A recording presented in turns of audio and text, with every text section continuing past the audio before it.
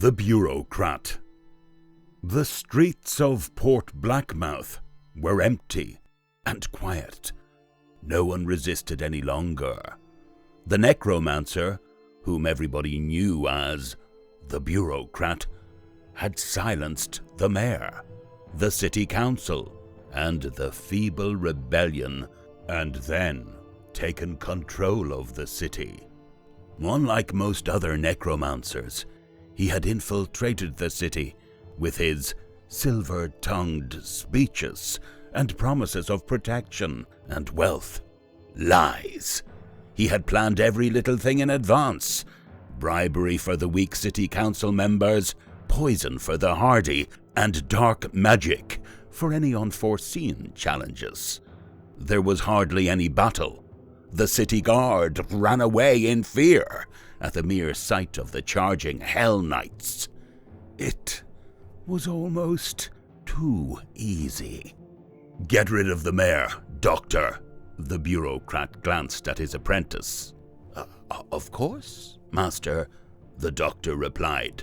"Would you like me to spoil the corpse in any particular way?" The doctor made some gestures with his long fingers, suggesting different options. "Yes, I don't need the body. Distillation is fine." The doctor hurried out of the room. He didn't show it to anybody, but the Bureaucrat was exhausted after several months of plotting and scheming. He had weakened the city guard and the city council with his dark magic at the cost of his own strength. He could barely hold the pen as he wrote a new constitution for the city. "From this day on, the Bureaucrat rules Port Blackmouth. No one has the authority to question his will. Usurpers will be hung. The Bureaucrat." This is the strategy tip for the Bureaucrat. The Bureaucrat is my absolutely favorite necromancer. Not because he is good, obviously not, but because he is evil. As we all know, true evil is done behind a desk. And the Bureaucrat is a necromancer of blood with 1 strength, 1 attack, and his cities have +1 attack and +1 power, and the minions defending those cities have +1 power as well. This makes the Bureaucrat very annoying to play against.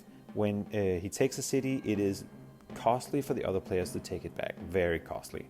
And early in the game, you get some zombies, you take those small cities around the Valley of Souls, and then the other players will have difficulty taking them back at this point of the game. The big drawback for the Bureaucrat is obviously his strength 1. He's good at keeping cities, but he has difficulty taking them. And he also has difficulty getting points in the dungeon with his strength 1 attack.